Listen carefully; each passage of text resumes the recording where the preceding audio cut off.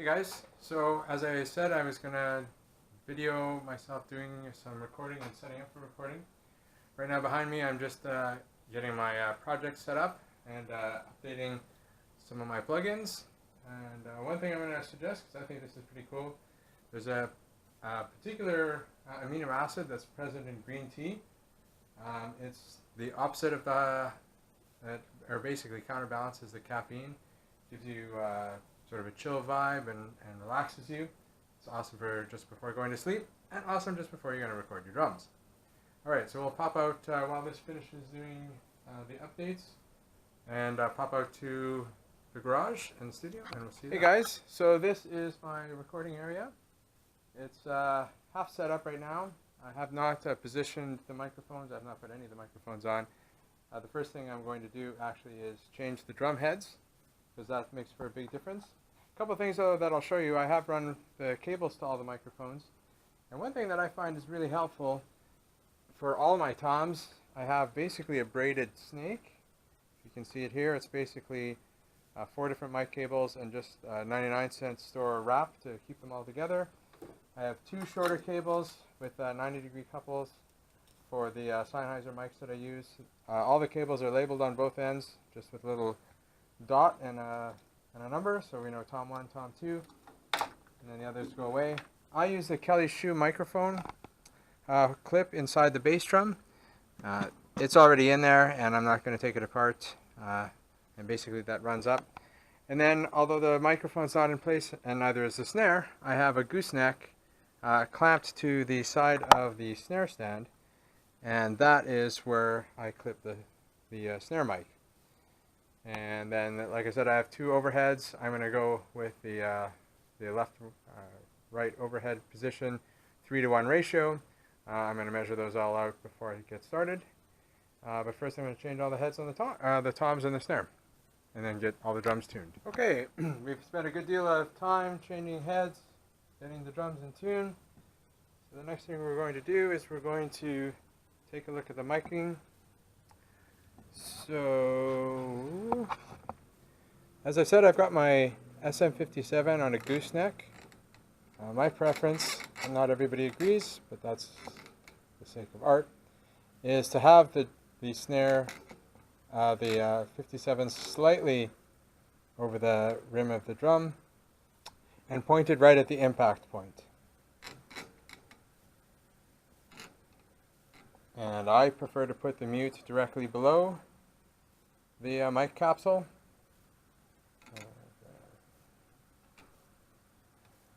The good thing about the gooseneck is that it's very adjustable. The bad thing about the gooseneck is it's very adjustable.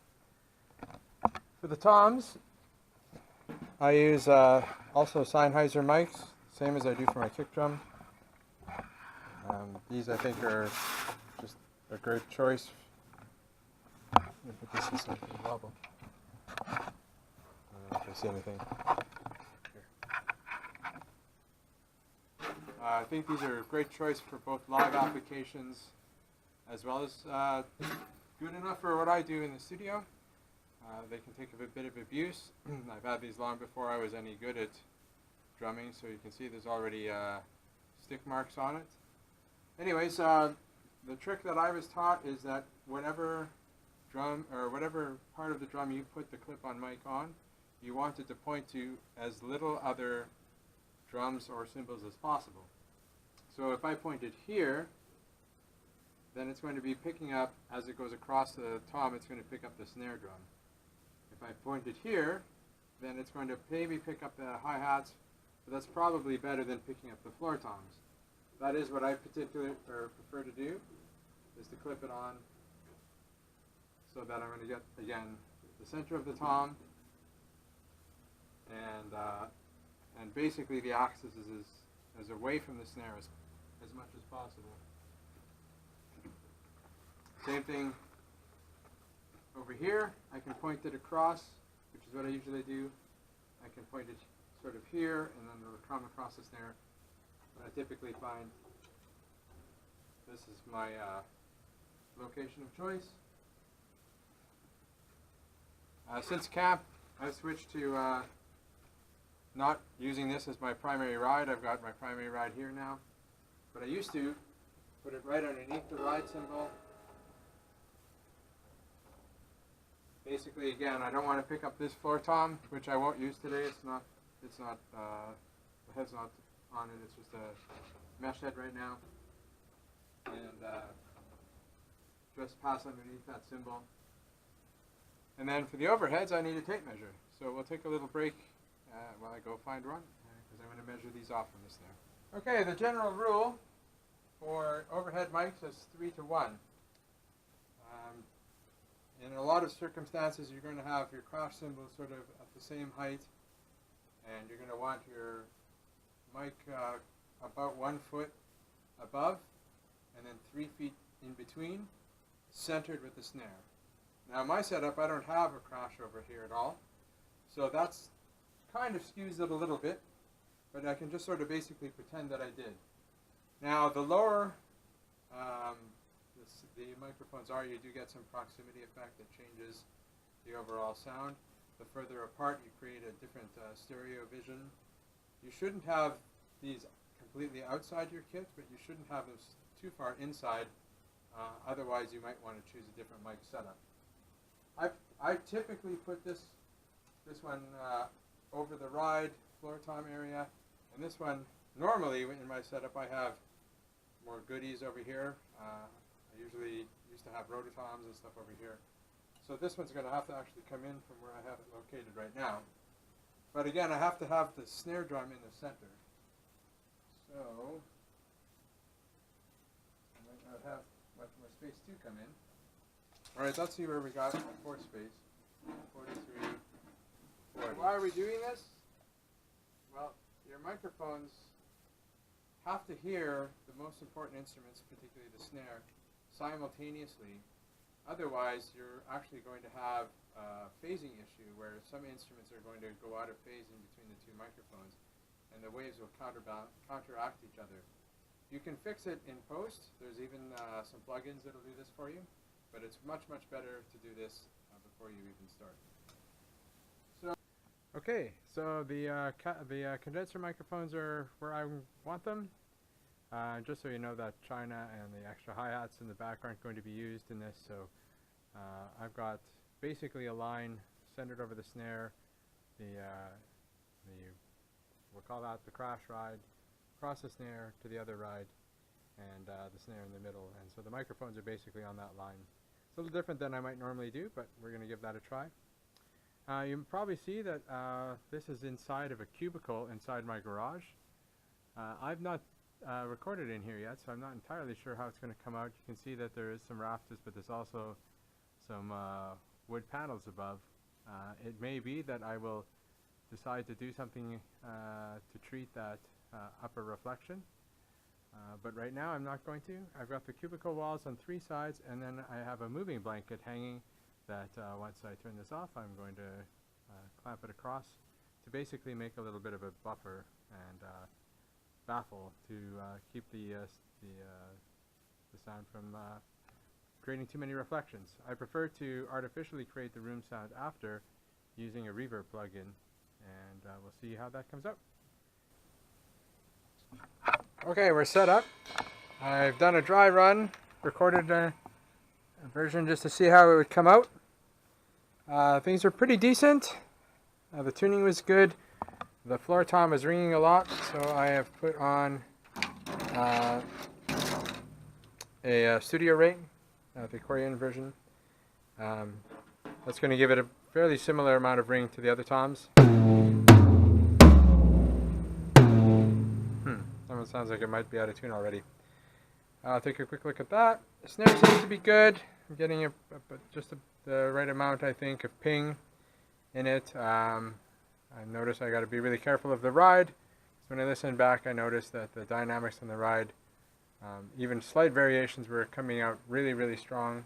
So I got to be careful of that. Crashes were good. Everything else is going to be an EQ thing. So I think that I've got what I need.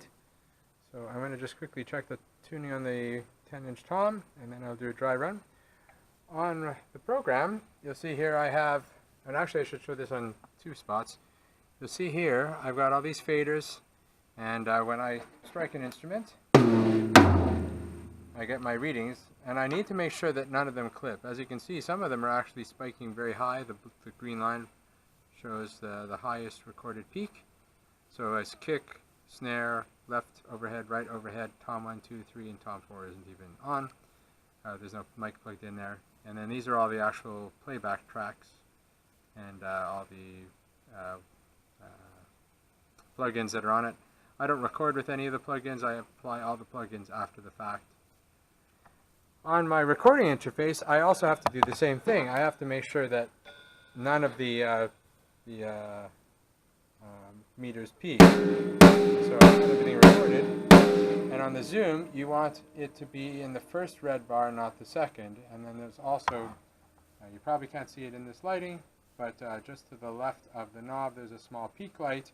And there, I made it here. You don't want that to go off, because that basically creates digital distortion. Nothing you can do to fix that after the fact. And I did notice the snare was a bit hot. Anyway, so we'll turn it down, and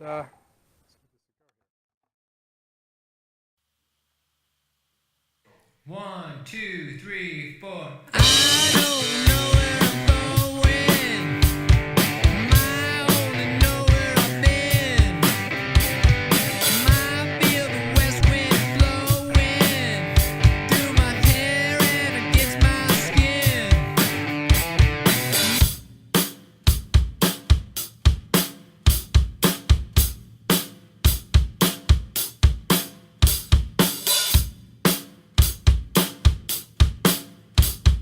Place where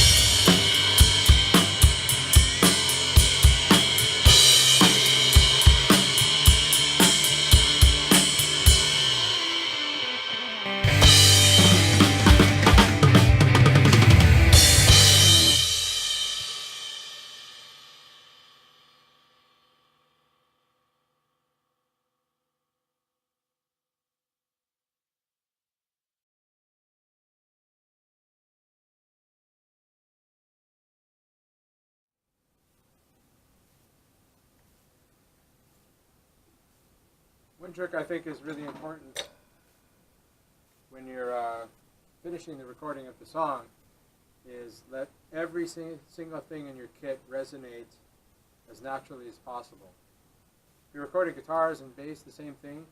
Make sure that the guitar players don't just abruptly just squawk or whatever, or don't mute it or don't clip the audio. If you do want a very nice natural fade out, having lots of tail is a lot easier to deal with than having too little. So, and the take was pretty decent. It wasn't great. It was pretty decent. So that's good enough. You guys don't need to watch a million. You think you do it a million times. But that's my thing. And so let's take a quick look here at the audio file. I'll put this up later. So this is the command bar. I use Cubase. The command bar here where the mouse is. You can see how the song was about 4.5 minutes and 112 bars, not counting the count in before I clicked stop. I was using a click at 110 beats a minute, 4/4 tempo.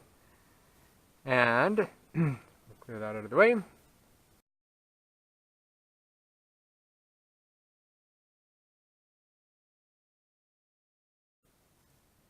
we can see these are the audio files. You can see lots and lots of kicks. We'll zoom in. See how tight I actually was playing to the bar. So there is the bar line. So that's beat 1 and that's beat 2. So you can see my kick. In this case, it's a bit late. You can actually see very clearly this dash. Maybe you can't see it in the screen, but this little dash line and this little dash line don't quite line up. That's actually a phase change. The kick drum, the left overhead actually hears the kick drum a little late, and the right hand hears it kind of odd. Hears it actually before the kick drum mic does. But I do have my phase pretty good on the snare. This is the snare hit on beat 2, and you can see, although I'm a little ahead of the beat, there's the impact point on the snare, which of course should precede the 2 overheads. There's nothing you can do about that, but the 2 overheads actually line up quite cleanly.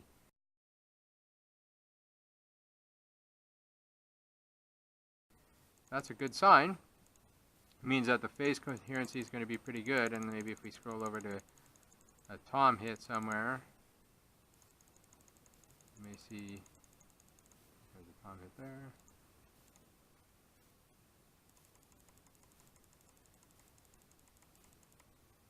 So we do see that the left and the right don't hear the toms at the same, depending which location. I may actually have these labeled incorrectly, but you can see that this tom hit is heard first by the left, or what's labeled as the left, and second by the right, whereas this tom is heard first by the right and second by the left. So kind of interesting, but that's not much you can do about that. You can do a little bit of phase sliding, and there is a tool that you can do to tweak it. But in the quick listen back, I thought it sounded pretty decent. It's sort of this band is a singer-songwriter Americana rock kind of vibe, yeah, I think what I'm shooting for audio-wise, I'm getting. So that's pretty much it. Oh, and then yeah, so there'll be lots of ways to play with the individual tracks. Right now I only have a single kick drum. I know in my notes I said I make multiple. This is under my default settings. You can see how the EQ is dropped quite heavily, below 40 hertz. There's a small spike. Here I have it at 76. Usually it's a little lower. Usually I use about 65. A little bit of a dip right where the bass guitar should sit. This is 150. And then here's a little bit of click, which I may or may not use.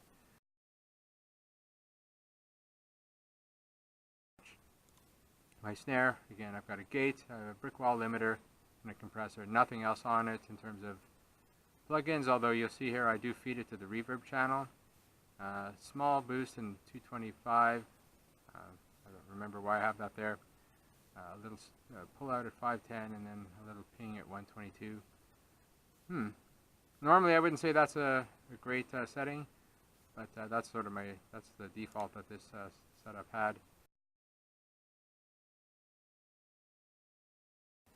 My overheads, I have a little bit of EQ, I have a little ping at 640, 210, and 2.6.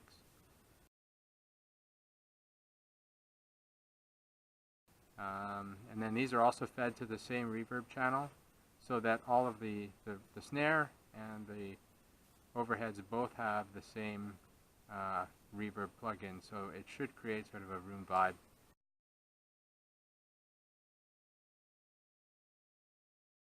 Anyway, we'll call that a wrap, and hope this has helped, guys. Take care.